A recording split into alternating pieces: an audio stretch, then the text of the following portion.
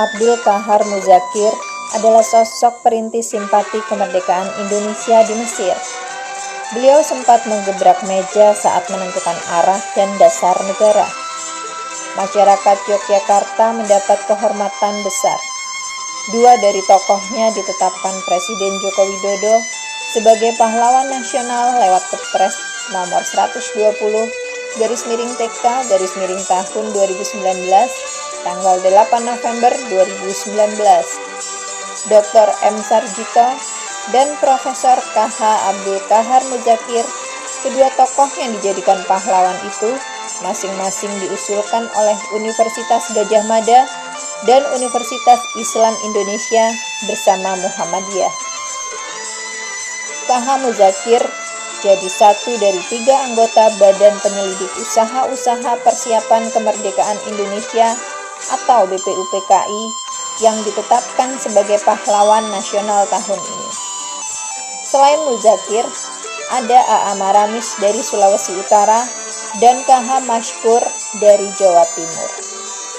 Nama Muzakir, salah satu penggagas Piagam Jakarta, sudah 4 kali diajukan sebagai pahlawan nasional sejak 2014. Namun, selalu kandas. Cendekiawan Muhammadiyah itu lebih banyak berkiprah membangun pendidikan di Yogyakarta selepas proklamasi. Kiprahnya selain menjadi rektor pertama UII tahun 1948 sampai 1960, ialah mendirikan Akademi Tabligh Muhammadiyah Yogyakarta yang kini adalah Fakultas Agama Islam UMY, dan mendirikan Universitas Aisyah sebagai perwujudan dari gagasan kaum perempuan berpendidikan tinggi. Lahir di Gunung Kidul, Yogyakarta, 16 April 1907, Muzakir kecil tumbuh di kota gede. Menukil Prof. K.H. Abdul Qahar Muzakir, Riwayat Hidup dan Perjuangan, karya Tasyadi, Muzakir lahir dari keluarga terpandang. Ayahnya, H. Muzakir, seorang pedagang keturunan Kiai Hasan Basori, guru agama dan pemimpin tarekat Sotariyah. Salah satu komandan gerilya kepercayaan Pangeran Diponegoro dalam Perang Diponegoro, sebut Tasyadi. Sementara dari silsilah ibunya, Khotijah binti H. Mukmin, yang juga seorang saudagar kaya, mengalir garis keturunan Kiai Haji Ahmad Dahlan, pendiri organisasi Muhammadiyah. Latar belakang itu membuat Muzakir mengenyam pendidikan di lingkungan Muhammadiyah sejak kecil, sejak sekolah dasar hingga tingkat lanjutan di Madrasah Mambaul Ulum, Solo. Sebagaimana para pendahulunya di Muhammadiyah, Muzakir juga melanglang buana sampai ke Arab Saudi dan Mesir untuk mengejar pendidikan agamanya. Ia disponsori oleh Kiai Haji Ahmad Dahlan. Sebagai mahasiswa Universitas Al-Azhar Kairo, sejak 1925, Muzakir turut dalam organisasi Pergerakan Jamaah Pelajar Indonesia.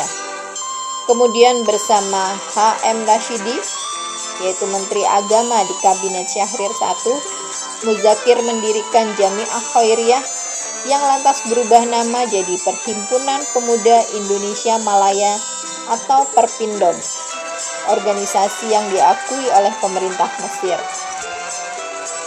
Mulai 1930, aktif memperkenalkan kepada dunia Timur Tengah tentang perjuangan kemerdekaan Indonesia.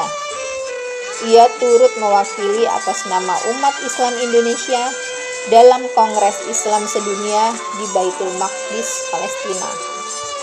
Diangkat jadi sekretaris Kongres di bawah Ketua Kongres Mufti Besar Palestina, Syed Amin Al-Husaini. Dalam kongres itu, A. Qahar Muzakir sebagai anggota termuda, kata Tasyadi. Muzakir juga bergelirnya mengkampanyekan Indonesia lewat jurnalistik. Selain via Suara Azhar dan Pilihan Timur, 2 majalah yang diraciknya bersama rekan-rekan di Perpindom, Muzakir menyuarakannya di surat kabar Palestina Al-Saurah. Bersama beberapa rekannya di Perhimpunan Indonesia Raya, Muzakir lalu mendirikan kantor berita Indonesia Raya sebagai corong pergerakan. Periode 1930-an di Kairo dan Timur Tengah, orang-orang mengenal dan bersimpati kepada Indonesia karena aktivitas Abdul Qahar, sehingga ia merupakan personifikasi Indonesia di Timur Tengah. Sebelum ada orang yang menjadi duta, Abdul Qahar sudah menjalankan tugas duta yang sebaik-baiknya. Kenang H.M. Rashidi terkait sosok Muzakir, dikutip oleh Tasyadi. Setelah lulus dari Al-Azhar pada 1938, Muzakir pulang ke tanah air. Implementasi idealismenya dilaksanakan dengan ikut menggerakkan Roda Muhammadiyah, organi Islam yang disegani hingga masa pendudukan Jepang yang dimulai tahun 1942. Sejarawan Mitsuo Nakamura menuliskan dalam Bulan Sabit muncul dari balik pohon beringin, berturut-turut Muzakir aktif di Kotizimu Kyokyogira atau Jawatan Ekonomi Pemerintah Militer Jepang di Yogyakarta, Jawatan Radio Militer, hingga menjadi wakil kepala kantor urusan agama di Jakarta. Namun jabatan-jabatan itu bukanlah tujuan dari perjuangan Muzakir. Jabatan-jabatan itu jadi puncak keterlibatannya dalam lingkar tertinggi politik nasional selama pendudukan Jepang dan fase-fase awal dalam politik pasca perang. Bisa saja dia bertahan dalam lingkaran politik, namun tidak dia lakukan. Dia mendharma baktikan dirinya kepada organisasi Muhammadiyah dan perkembangan pendidikan Islam, sebut Nakamura. Sebagai salah satu tokoh Muhammadiyah, Muzakir terlibat dalam memformulasikan bentuk negara lewat BPU PKI. Bersama tokoh Nahdlatul Ulama, Kiai Haji Wahid Hasyim, ia lantang menyuarakan Islam sebagai dasar negara lewat Piagam Jakarta. Sepanjang rapat BPU PKI 10-17 Juli 1945, Muzakir bersama golongan Islam terlibat debat yang sengit dengan kaum nasionalis. Rapat akhirnya memutuskan membentuk tim kecil, yaitu Panitia 9. Bersama Haji Agus Salim, Kiai Haji Wahid Hasyim, dan Abi Kusno Cokro Suyoso, Muzakir termasuk di dalam tim itu sebagai perwakilan Islam. Sementara golongan nasionalisnya berisi Soekarno, Muhammad Hatta, A.A. Maramis, Ahmad Subarjo, dan Muhammad Yamin. Panitia itu melahirkan Piagam Jakarta pada 22 Juni 1945 yang dianggap sebagai kompromi antara golongan nasionalis dan Islam. Setuju 200%, ujar Maramis merespon persetujuan yang dicapai yang juga dilantangkan Muzakir dan kawan-kawan. Kendati sudah disepakati, gagasan-gagasan Islam dalam Piagam Jakarta perlahan luntur kala BPU ke PKI digantikan oleh PPKI.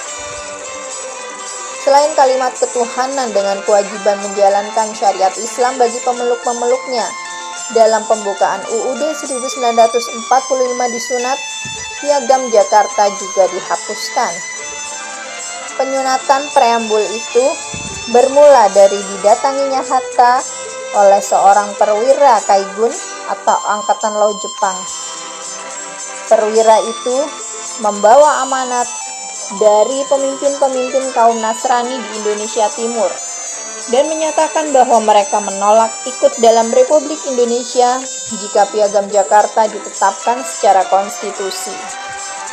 Mengingat pentingnya masalah itu, Hatta lalu mencarikan solusinya bersama Ki Bagus Hadikusumo, Wahid Hasyim, Mr. Kasman Singodimedjo, dan Mr. Teuku Hasan sesaat sebelum sidang PPKI 18 Agustus. Supaya kita jangan pecah sebagai bangsa, kami mufakat untuk menghilangkan bagian kalimat yang menusuk hati kaum Kristen itu dan menggantinya dengan ketuhanan yang Maha Esa. Kata Hatta dalam autobiografinya Untuk Negeriku Jilid 3. Golongan Islam, termasuk Muzakir, akhirnya legowo menerima perubahan itu. Perubahan yang disetujui 5 orang tadi sebelum rapat resmi disetujui oleh sidang lengkap Panitia Persiapan Kemerdekaan dengan suara bulat, sambung Hatta. Emosi Muzakir sempat memuncak kala pembahasan sejumlah pasal dalam Undang-Undang Dasar 1945. Ia menganggap gagasan-gagasan Islam lebih baik tak dimasukkan dalam Undang-Undang Dasar lantaran Piagam Jakarta sudah digugurkan. Supaya dari permulaan pernyataan Indonesia merdeka sampai kepada pasal-pasal di dalam Undang-Undang Dasar yang menyebut-menyebut nama Allah atau agama Islam atau apa saja dicoret sama sekali. Jangan ada hal-hal itu, seru Muzakir sambil menggebrak meja dalam rapat. Dikutip oleh Yan S. Aritonang dalam Sejarah Perjumpaan Kristen dan Islam di Indonesia. Tak lama setelah itu, situasi berganti dengan kembalinya Belanda merongrong kemerdekaan Indonesia.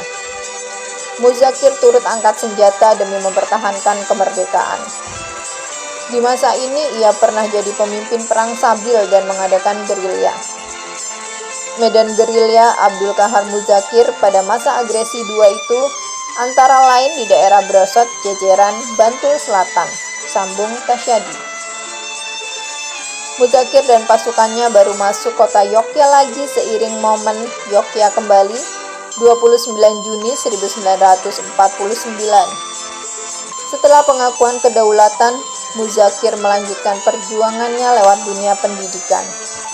Pengabdiannya itu dijalaninya hingga tutup usia karena serangan jantung di umur 66 tahun pada tanggal 2 Desember 1973. Muzakir dimakamkan di pemakaman Boharen, Purbayan, Kota Gede.